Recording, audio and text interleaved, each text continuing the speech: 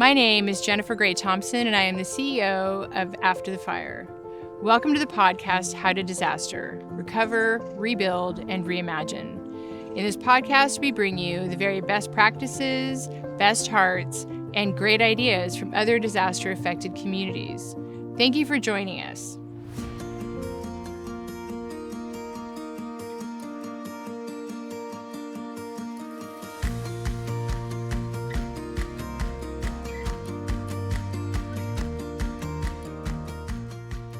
Welcome to Season 3 of the How to Disaster podcast, where we help you recover, rebuild, and reimagine. During this season, we will be releasing Take Fives, shorter episodes that highlight some of our past guests speaking about similar issues, themes, topics. We wanted to do this so that perhaps it'd be easier if you only have a few minutes, but you wanted to connect with these focused episodes and guests, that you could condense all their messages into one smaller bite-sized piece. One of the things that we know about disaster is that we really have to meet people where they're at. And sometimes where you're at is you only have 5 minutes. We're very excited for the third season. We've got great guests and wonderful information and content about how to actually help get your community through to the other side. So thank you for joining us. And if you wish to find out more, please visit our homepage at afterthefireusa.org. Consider giving us a like or follow if you like this podcast. We really appreciate it, and thank you for your time. It was essential. I mean, I can't imagine, not having those relationships and trying to deal from that position. I think that the other radio stations in the area did their best to inform and did their best to keep up with it. And we were definitely at an advantage. And, those relationships are not only, I hope, that the people that I was talking to knew that I would be fair and knew that I would be thorough. Mm-hmm. I think in any relationship, you develop a degree of trust with the person that you're speaking to. And to me, that's what all of this is about. It's about that, trusted bond, I think, encouraged the powers that be to answer their phone or get right back to us the minute they could. And I think that trusted bond also existed with our listeners prior to October 8th. And I think based on reactions to the ones that came that night and the many days that followed. So relationships, absolutely essential. And that trust became a real living part of this equation. That's how I feel. Let's see, I'll take the best practices as you're becoming a journalist. And truthfully, Jennifer, we're all journalists. We're all storytellers now with the tools that everyone owns, a phone that has a camera and a recorder. I mean, we are all storytellers and journalists. And what I would say is, for aspiring journalists or people who find themselves in that situation, somewhere along the way, you're going to be in a situation where you can help tell a story that someone else isn't close enough to tell or isn't part of. And I would just say to aspiring journalists is, number one, understand the power that you have, but all the responsibility you have to tell a very strong but truthful story with the powerful tools that we all carry now, that you are a person who can help tell these stories. Every news outlet now has a way to contact and saying, if you know something about this, can you tell us this story? So there are a lot of citizen journalists out there. And I would say, if you are in a place, if the next fire comes and you are in a place that you can tell the story from the Latinx community, know beforehand who you can contact to help share that story. Most people, it's Facebook or Instagram or something, but, and the New York Times, they're monitoring all of these, but understand how you might share that story in your community, or a more personal story, or a more truthful story that maybe journalists who are coming from somewhere else won't know, or won't know the people, won't know the place. What value can you add to those stories? And I think there's a lot out there. As far as being, everyone I think can be a journalist. Here comes the fire, and Reva Feldman, the city manager, had to run the city from the lifeguard station. Because there was a landline.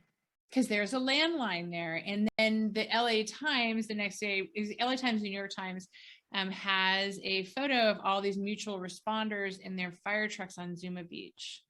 And the constituents in Malibu were like, what? Why weren't you going up into the canyon to save our homes? And the reason why is because you cannot send people from other agencies who cannot communicate with each other, or they will not be safe. And because there were no communication systems that were resilient. And that's my very long treatise on the Woolsey fire. And I love the fact you brought up the communication, because you and I had that discussion about a year ago. And with everything happening in Louisiana, it hit me. I thought, I bet all of their communication lines went down again, because we are dependent on Wi-Fi, cellular. So again, engineers out there, the big smart guys with the big brains, and women, please, satellites, maybe direct, we used to have satellite phones. I remember those big honking things back in the 90s. Bring that back. Fannie Mae provides mortgage options for you and your family. If you have a mortgage owned by Fannie Mae, you may have financial options available after a disaster, such as forbearance plans, deferral of payments, lending assistance, and counseling. Find out more from our Disaster Response Network. Go online at www.knowyouroptions.com/relief or call 1-877-833-1746 today. Members of the media, whether they're radio or they're print or whatever, it's important to gather all of those folks together in times of non-emergency, so that that we can teach each other how to be best effective and reach the most amount of people. When I was at the Broadcasters Association a year later. And, one of the things that I told these broadcasters from all over the country was, we think about, okay, how many people can we get to listen every 15 minutes? How many people can we get to show up at our events? Why aren't we asking the question, how many lives can we save if we find ourselves in the middle of this kind of disaster? And that's the question that media entities of every kind, ham radio operators, podcasters, everybody should be talking about prior to a disaster happening, so that, competition, the hell with that. If we are in a position to be able to save lives, let's make sure we are absolutely adamantly prepared to do that. I am. And I think of one of these, events when everyone is standing around a microphone and then you have a whole line behind them. These are very, very important for updates. But dispense with the pleasantries and get right into the information, and look at these events as almost as a produced show, if you will. I mean, that's tough to think of it that way, but have someone there who can say, this is what we're going to do, and this is what we're going to do. And it just moves very, very quickly. In this day and age of technology, one of the things I would love to see is the communities that are affected have some people on call, whether it's a graphic designer or a freelance or something, who can quickly, like they do in weather, in a television station, in a newsroom, there is a weather producer who's making new graphics for every weather, every forecast, and every news show. And if there's someone that you can pull in and say, let's give them a graphic of exactly where this fire is, where it's going, what we're going to be doing. There's so much with technology that we could be doing. And I know there's a lot going on during a disaster, but this is part of the preparation. Yeah. And getting back to the preventative side of things, I mean, there are little things every homeowner could do to harden their homes. You know, you can close off your eaves. That's where the embers go into your roof, and that's how your roof catches on fire. So if you can close that off, if you have a lot of vegetation around your house, like I grew up in the Midwest, the bushes went right up to the edge of the house. Maybe you trimmed them for the bugs, but out here you want like 5 feet away from your home, because what if that catches on fire, it's just going to go right in. So, you know, get your neighbor. A lot of people are doing community-wide efforts with the fire department. Well, they will pull back or deal with the agriculture that's growing around homes or neighborhoods. Goats and sheep, I know that sounds ridiculous and stupid, Oh. but those things will eat everything. Thank you for joining us on the podcast, How to Disaster. For more information, please visit our website at afterthefireusa.org. And if you liked this video, please hit subscribe.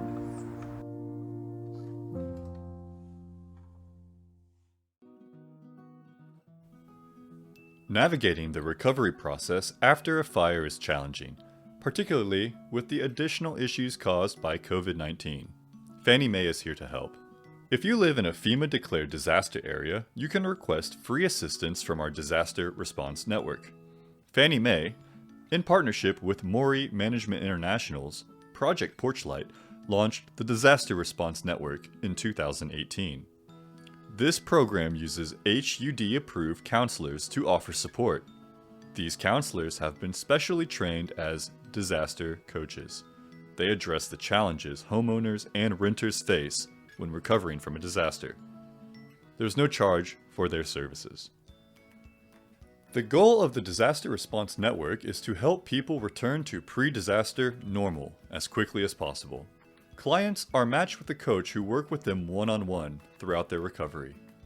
In the initial conversation with clients, coaches review the status of the homeowner's recovery process, including current challenges, decisions that need to be made, and immediate long-term goals.